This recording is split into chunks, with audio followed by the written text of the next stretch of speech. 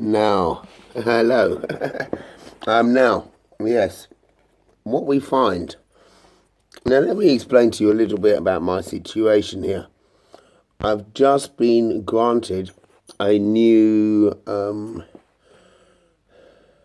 gaff, a place to live. It's only a hotel room. It's got a shower. It's got a toilet. It's got a kettle. So I'm able. Yes, I've got the basic facilities. It's also got heating, although it's just touched the radiator. No, it's not on. And it's turned up. So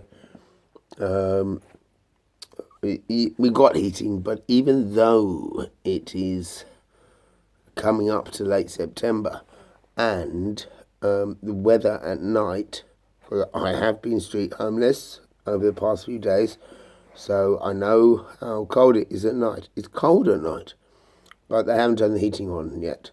Now, I'm not complaining because obviously, gas and electricity is very, very pricey right now. So I don't blame them. They don't get a lot for these rooms. They get quite a bit, but not a lot.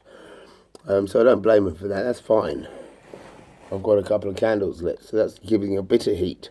So I'm actually okay. I'm actually so grateful because unlike some places I've stayed in, which in the homeless community we call the TAs, temporary accommodation. Now this is temporary. I can't stay here forever, but amongst the places I've been in, this is perhaps the best yet. Most of them were run down, had mould on the walls, gave me an awful stinking cough, and made me feel very poorly. And the rooms were really, really small. Now I need a big turf when I'm out and when I'm in. I need space. I don't really have claustrophobia. I'm okay in lifts, in small spaces. I'm okay in crowds. Yeah, so long as people don't get too close, then I get a bit panicky. But I like the space around me. Otherwise, I feel closed in. I get paranoid. I get weird.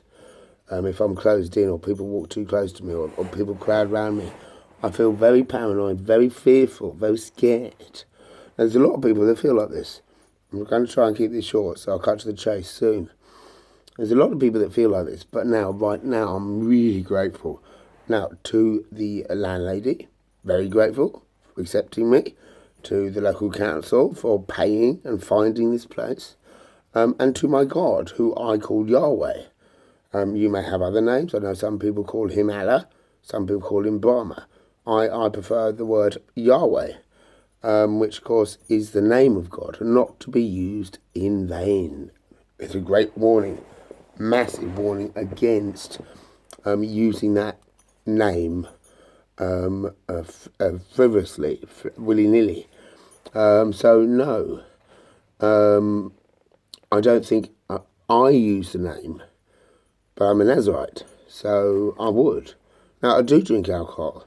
Nazarites are forbidden from drinking strong drink. Some interpret that as meaning all alcohol. Now what I do is I try to stick to under 5% by volume. So anything higher I regard as strong drink. Now yes, sometimes I go 0.2, 0.3, 0.4 over the 5%. Not often, but sometimes. But that's simply because of what's obtainable. I've said on my blog, heartofflesh.org.uk, hyphens between each word, that, when you're suffering from serious mental illness, such as depression or anxiety, and they can get very serious. You may think serious mental illness is like bipolar or personality disorder or paranoid schizophrenia. All I really suffer from now, the depression is gone, totally gone. It took me ages to come off the antidepressants, and that was a nightmare. They're very addictive. I would suggest if the doctor prescribes, refuse as far as you're able to. Get my breath back. Yes, but anxiety is also a killer, especially through heart attacks or strokes. Anxiety can really kill. It's a killer. It's a serious mental illness. as is depression. I mean, you get too depressed, slash, and you're dead. So yeah. So the only one I'm really left with is anxiety. So I smoke and I drink moderately, usually. Sometimes I muck up, but that's a rarity. I drink moderately, and I smoke. I smoke heavily,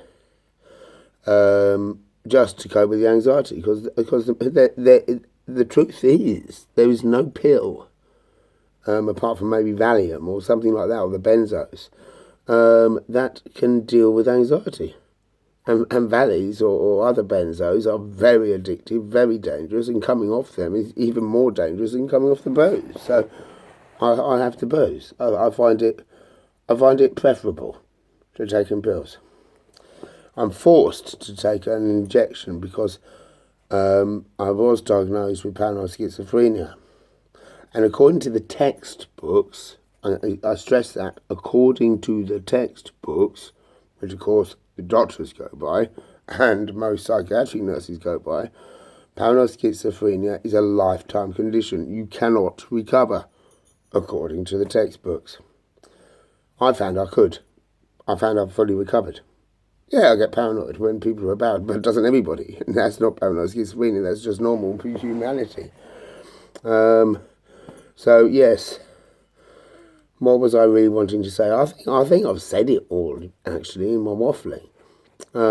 Is that, there are ways to treat mental illness other than resorting to pharmaceutical medication. Occupational therapy is brilliant, as is moderate amounts of alcohol, unless you have a problem.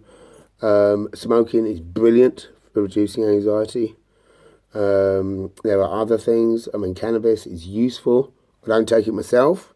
Used to. Found it causes issues, so I gave it up. There are options other than going to the doctor. Don't believe everything the doctor says. They're educated by pharmaceutical companies. The pharmaceutical companies are only in it for the money. They don't care about you. And the doctors are educated by the pharmaceutical companies. So basically the doctors don't care about you. That's not entirely true, but you see how my thoughts processing. So yes, I think I'm going to leave it there, because if I make this like my usual videos, 10-minute, 15-minute, it's going to be very few views. So hopefully this is going to get a few views, because it's very important information. So let's post it. Okay, thank you.